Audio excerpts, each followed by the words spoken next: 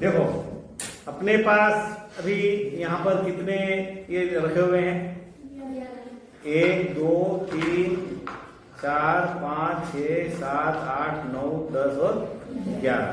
कुल कितने हैं? 11। क्या ये 11 जो है ये अभी 11 आंकड़े हमारे पास है ना? कितने आंकड़े हैं? 11 आंकड़े हैं। अभी ये क्या व्यवस्थित है, क्या जमे हुए हैं? क्या नहीं, जमे हुए नहीं है। तो सबसे पहले हम इसको क्या करेंगे? व्यवस्थित जमाएंगे। व्यवस्थित जमाने का दो तरीका होता है, एक होता है आरोही क्रम में और एक होता है अवरोही क्रम में। आरोही क्रम का मतलब होता है कि बढ़ते क्रम में है, एक से लेके आगे तक, और अवरोही का मतलब होता है घटते क्रम में उल्टा, है ना? तो यहाँ पर हम इसको आरोही क्रम में जमाएंगे। कोई एक बालक आओ यहाँ पर इसको आरोही क्रम में जमा के बताओ जरा, या मुझे बता दीजिए पहले क्या आएगा इसमें से? आरोही में सबसे पहले 1 आएगा। ठीक है, हम देखते हैं कहां पर इसमें। इधर आ जाओ, इधर से तो एक जन आ जाएगा साइड में, आ जाओ। जब आओ, 1 कहां है? ठीक है, फिर 2, फिर 3, फिर 4, फिर 5, फिर जो भी हो, मेरे को नहीं मालूम क्या है इसके अंदर, है ना?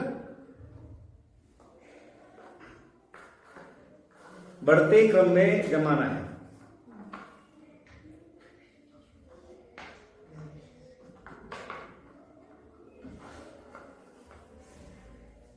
दो और बचे नहीं?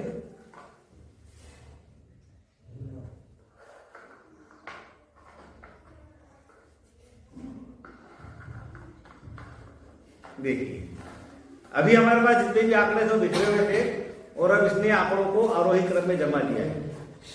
अब ये कोई आपको लग रहा है गलत जमा हुआ है? सही है, सही जमे हुए सब दिखाई दे रहे हैं आपको? अच्छी बात है। तो इसको आरोही क्रम में जमाना, इसको बोलते हैं आंकड़ों का प्रबंधन। हमने प्रबंधन कर दिया। अब इसमें सबसे पहला जो अंक है वो कितना है? 1 है, और सबसे आखिरी वो कितना है? 10 है। तो 10 में से आखिरी वाले अंक में से पहला वाला अंक, आखिरी वाले आंकड़े में से पहले वाला आंकड़ा अगर हम घटा देंगे तो जो अंतर प्राप्त होगा उसको हम बोलेंगे परिशत। आखिरी है 10 और पहला कितना है? 1। तो ये क्या हो गया आपका? 10 में से 1 घटाया तो इसका परिशत क्या हो जाएगा? 9 इसका परिशत हो जाएगा। तो ये तो आपने परिशत समझ लिया, है ना? अब यदि हम इस सभी अंकों को जोड़ दें तो जरा जोड़ के बताओ कितना टोटल आएगा इसका? अच्छा, कितना टोटल आ रहा है? 55। बच्चे ने जोड़ के तैयार रखा है, 55 इसका टोटल आ रहा है। कितना टोटल आ रहा है? 55। और 55 में आप ये बताओ टोटल आंकड़े हैं आपके पास कितने हैं? 11 आंकड़े हैं, और टोटल कितना आ रहा है इसका? 55। और आंकड़े कितने हैं? 1 2 3 4 5 6 7 8 9 10 और 11। इस 55 में यदि हम 11 का भाग दे दें तो उत्तर क्या आएगा? 11 5 55 बराबर कितना उत्तर आएगा? 5। और ये जो 5 आएगा ये इसका समांतर माध्य कहलाएगा। क्या कहलाएगा इसका? समांतर माध्य। समझ गए? तो पहला आपने समझा परिसर, दूसरा आपने समझा समांतर माध्य। अब तीसरा इसमें एक और चीज बताओ कि इसमें जो आंकड़े आए हैं, जो भी आंकड़े आपको दिखाई दे रहे हैं, इसमें कौन कितने बार आया? हम यहाँ पे सारणी बनाने की कोशिश करते हैं कि आंकड़े जो आए हैं, है ना, और कितने बार आए हैं, है ना?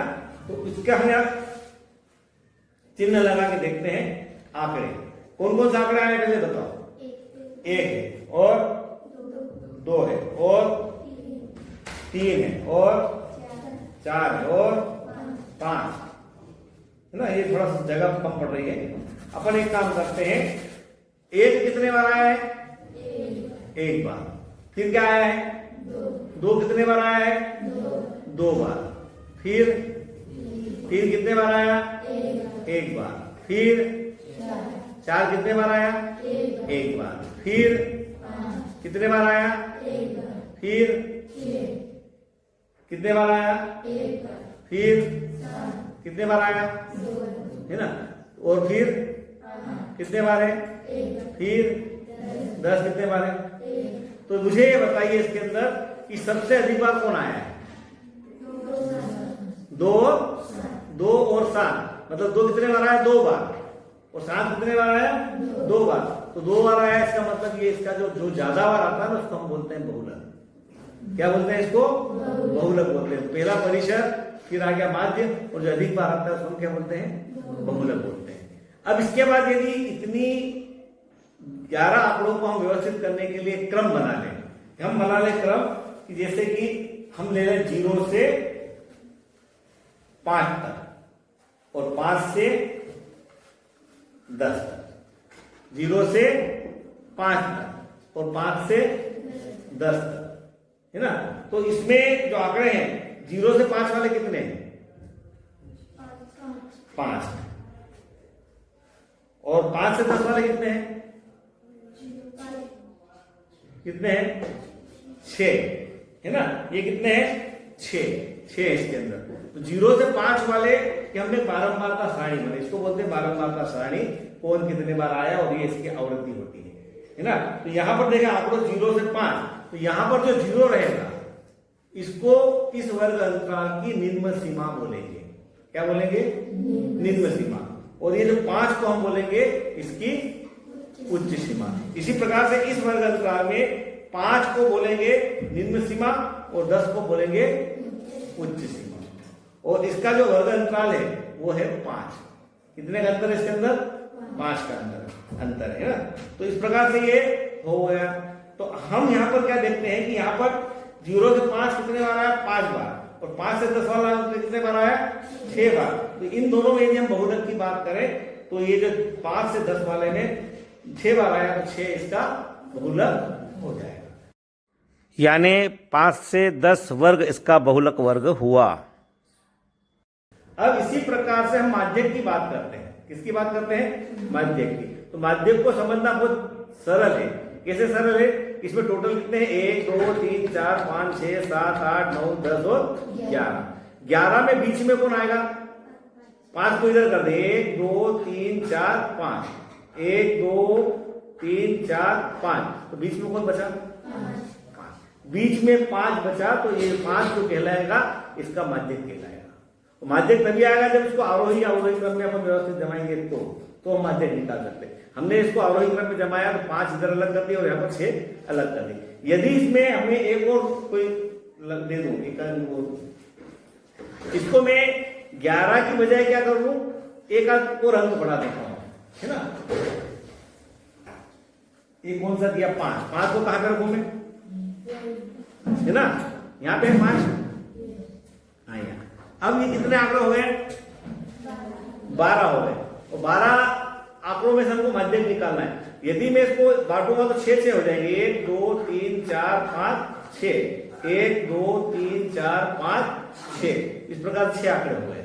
अब 6 आंकड़े हो गए तो अब बीच में तो कोई बचा ही नहीं, तो माध्यक क्या होगा?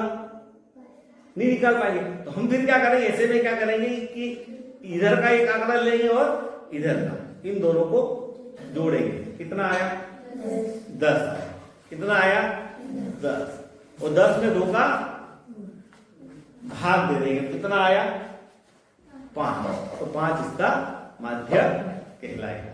समझ गए ना? तो ये थे हमारे आंकड़ों के प्रबंधन की प्रारंभिक जानकारी।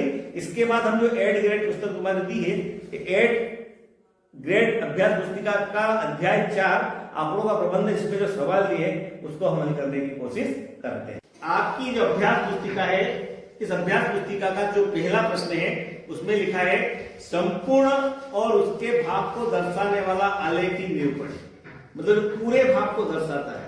ऐसा आलेखी निरूपण कौन सा कहलाता है? ये संपूर्ण भाग को दर्शाने वाला जो आलेखी निरूपण बनेगा वो इस आकार का बनेगा, क्योंकि ये पूरे भाग को दर्शाता है ना? तो ये जो होता है ये इसको बोलते हैं पाई चार्ट होते हैं। ये 360 डिग्री का होता है, पूरा वृत्त है एक प्रकार का, इसी को पाई चार्ट बोलते हैं। तो इसके जो पहला उत्तर जो आएगा वो क्या आएगा? आपका पाई चार्ट। फिर दूसरा है कि संकेतों का प्रयोग करते हुए आंकड़ों का चित्रीय निरूपण, मतलब हम क्या करते हैं कि सांख्यिकी को पढ़ते हैं तो उसको पढ़ने के लिए हम चित्र बना लेते हैं। मान लो कि यहाँ पर हमने एक पुतला बना लिया, है ना? ये पुतला बना लिया,